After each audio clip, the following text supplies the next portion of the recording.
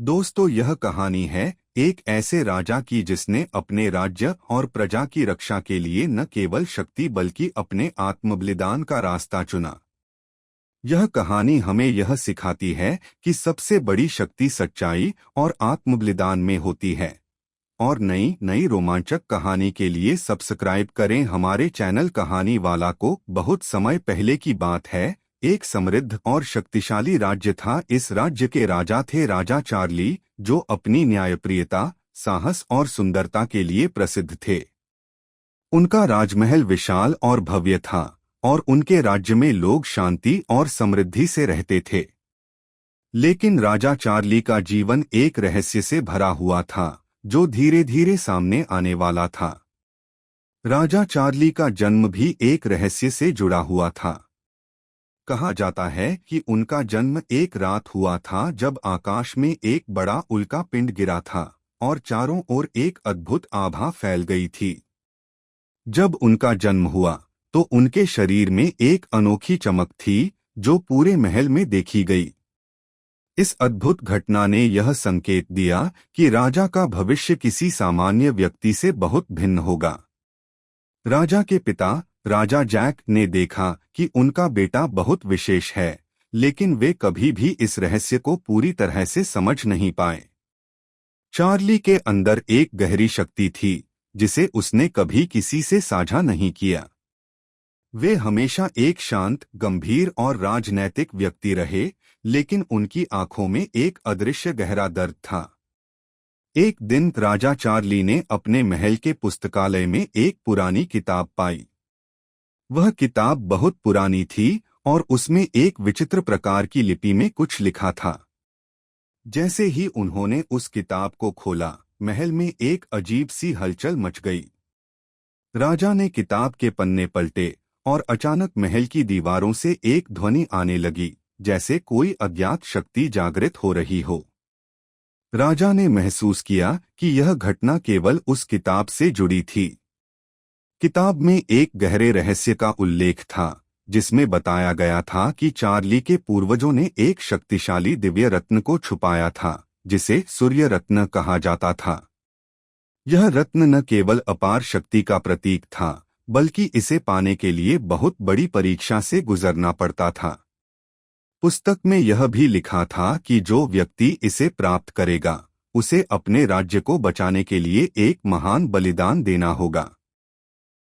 राजा Charlie ने यह रहस्य जानने के बाद निर्णय लिया कि वह इस रत्न को प्राप्त करने के लिए यात्रा करेंगे। लेकिन उन्हें यह भी समझ में आ गया कि इस रत्न की खोज इतनी आसान नहीं होगी। राजा ने अपने सबसे विश्वसनीय मंत्रियों और सैनिकों के साथ एक अभियान शुरू किया।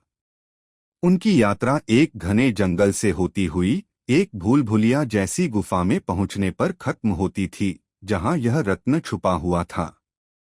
गुफा में जाने से पहले राजा चार्ली ने सुना था कि पहले भी कई लोग इस रत्न को पाने के लिए आए थे, लेकिन वे कभी वापस नहीं लौटे थे। राजा ने अपने सैनिकों को आदेश दिया कि वे अत्यधिक सतर्क रहें। जैसे ही वे गुफा में प्रवेश करते हैं, अचानक अंधेरा छा जाता है और एक आवाज सुनाई देती है, क्या तुम वास्तव में इस रत्न को चाहते हो, राजा चार्ली? अगर हाँ, तो तुम्हें अपनी सच्चाई का सामना करना होगा। राजा चार्ली ने साहसिक कदम बढ़ाया और गुफा के अंदर और आगे बढ़े। गुफा के अंदर एक बड़ा हॉल था, जिसमें एक दिव्य रत्न चमक रहा था। लेकिन रत्न तक पहुंचने से पहले राजा को एक रहस्यमय द्वार से गुजरना था, जिसे सत्य द्वार कहा जाता था। राजा ने देखा कि द्वार में एक अदृश्य शक्ति खड़ी थी और उसने राजा से एक सवाल पूछा, क्या तुम तैयार हो अपने सबसे गहरे डर और झूठ का सामना करने के लिए? राजा चार्ली ने बिना किसी संकोच के उत्तर दिया, हाँ, मैं तैयार हूं। तभी द्वार खुल गया और राजा ने देखा कि सामने खड़ा अंधेरा उसकी अपनी छाया से जुड़ा हुआ था। यह अंधेरा उसका अतीत था, उसके अंदर के डर और रहस्य थे जिन्हें वह वर्षों से छुपाता आया था। वह अंधेरा उस गहरे दुख का प्रतीक था जो राजा के दिल में वर्षों से था। राजा ने अपनी सच्चाई का सामना किया और वह समझ गए कि रत्न केवल शक्ति नहीं देता बल्कि यह भी सिखाता है कि अपनी सच्चाई और डर का सामना करना ही असली वीरता है।